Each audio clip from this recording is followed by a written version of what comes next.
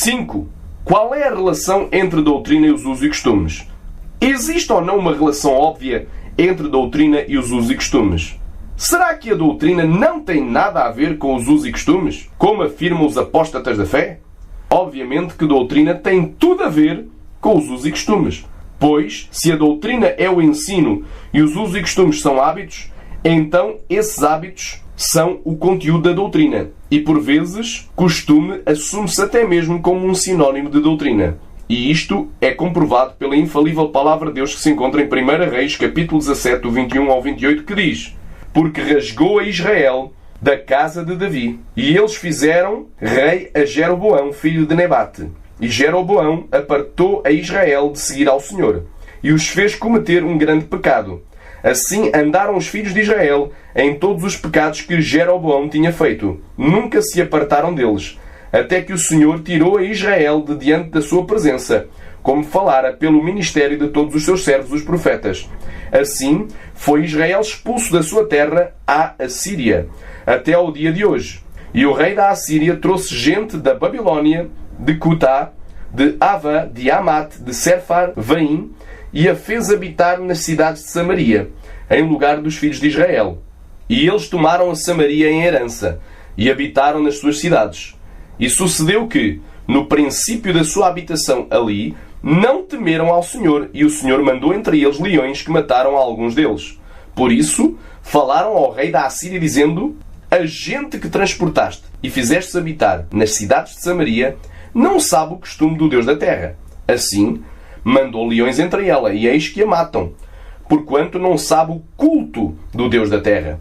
Então o rei da Assíria mandou dizer: Levai ali um dos sacerdotes que transportaste lá, e vai e habite lá, e ele lhes ensina o costume do Deus da terra. Veio, pois, um dos sacerdotes que transportaram de Samaria e habitou em Betel, e lhes ensinou como deviam temer ao Senhor.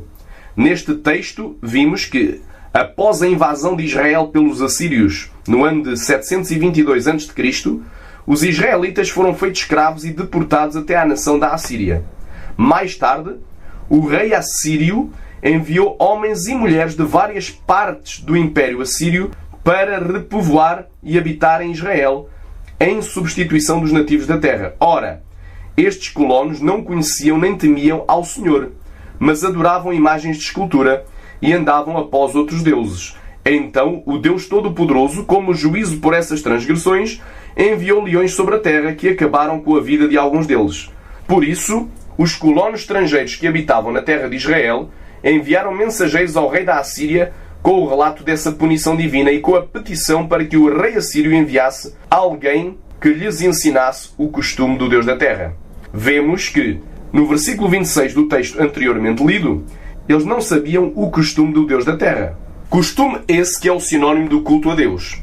E no versículo 27 está a prova cabal que a palavra costume no singular é exatamente toda a doutrina de Deus, pois diz acerca do sacerdote: e ele lhes ensine o costume do Deus da terra. Ou seja, e por outras palavras, lhes ensine a doutrina da lei de Moisés. Pois acrescenta ao versículo 28 que ele lhes ensinou como deviam temer ao Senhor. E em Atos, capítulo 21, versículo 21, diz: E já acerca de ti foram informados de que ensinas todos os judeus que estão entre os gentios a apartarem-se de Moisés, dizendo que não devem circuncidar seus filhos, nem andar segundo o costume da lei. Aqui está mais uma prova cabal que a palavra costume é também usada no Novo Testamento como sinónimo de doutrina. Pois aqui o texto nos fala que Paulo ensinava, isto é, doutrinava todos os judeus que estavam vivendo entre os gentios que não se deviam circuncidar e se deveriam apartar de Moisés, acrescentando que nem deveriam andar segundo o costume da lei. Ora, o costume da lei é certamente a doutrina de toda a lei que Deus deu à nação de Israel por intermédio de Moisés. Alguém poderia dizer: ok, está provado que os costumes são o sinónimo e o conteúdo do ensino, ou da doutrina, no tempo da lei de Moisés. Mas, e agora na graça? Será que os usos e costumes continuam a ser o conteúdo da doutrina cristã? Obviamente que sim! Pois, em Atos dos Apóstolos, capítulo 6, versículo 14, diz: Porque nós lhe ouvimos dizer que esse Jesus de Nazareno há de destruir este lugar e mudar os costumes que Moisés nos deu. Vemos aqui neste texto que a palavra costumes no plural vai mais além e funciona também ela mesma como sinónimo de doutrina da lei mosaica, pois Estevão estava anunciando a doutrina de Jesus. Doutrina essa que iria substituir os costumes que Moisés deu à nação de Israel, ou seja, toda a doutrina contida na lei mosaica. E em Atos, capítulo 16, versículo 21 diz: e nos expõem costumes que não nos é lícito receber nem praticar, visto que somos romanos. Aqui a expressão expõem costumes significa claramente ensinam costumes, pois a palavra expõe vem do grego katagelo, que significa declarar, pregar, mostrar, falar acerca de e ensinar. Um pouco antes deste verso, poderemos verificar que Paulo havia acabado de expulsar um espírito de adivinhação de uma jovem pitonisa. Facto esse que enfureceu e muito aos seus senhores, que os levaram perante magistrados e os acusaram de ensinar, ou seja, expor costumes diferentes daqueles que praticavam, pois eram pagãos e romanos. E obviamente que Paulo, embora fosse judeu, ensinava o costume cristão, o Evangelho da Salvação. Fica então provado que os usos e costumes são tanto sinónimo quanto conteúdo da doutrina de Jesus Cristo. Para além dos usos e costumes serem o conteúdo da doutrina, os usos e costumes são também o propósito e o efeito de toda e qualquer doutrina. Quer seja um propósito negativo, ou seja, não praticar maus costumes, quer seja um propósito positivo, colocando em prática os bons costumes bíblicos. Boas doutrinas se propõem a gerar bons costumes. As más doutrinas geram, por seu lado, maus costumes. Quando os costumes negam determinada ação, são negativos quanto ao seu objetivo. E quando os costumes apoiam certo tipo de ação, são positivos quanto ao seu propósito. Existem ainda costumes que são tanto negativos quanto positivos quanto aos seus objetivos e efeitos práticos na vida de quem os pratica. Negativos no sentido de negarem-se os maus costumes e positivo no sentido de se colocarem em prática os bons costumes. Vejam agora este exemplo de costume negativo quanto ao seu objetivo. Levítico 20, do 22 ao 24 diz: guardai, pois, todos os meus estatutos e todos os meus juízos, e cumpri-os, para que não vos vomite a terra, para a qual eu vos levo para habitar nela. E não andeis nos costumes das nações que eu expulso diante de vós, porque fizeram todas estas coisas, portanto fui enfadado deles. E a vós vos tenho dito: em herança possuireis a sua terra, e eu a darei a vós para a possuirdes, terra que mana leite e mel. Eu sou o Senhor, vosso Deus, que vos separei dos povos. Vemos no versículo 22 do mesmo texto que Deus fala à nação de Israel para guardar todos os seus estatutos e juízos e aplicá-los ao seu dia-a-dia, sob pena de serem expulsos da terra prometida Canaã.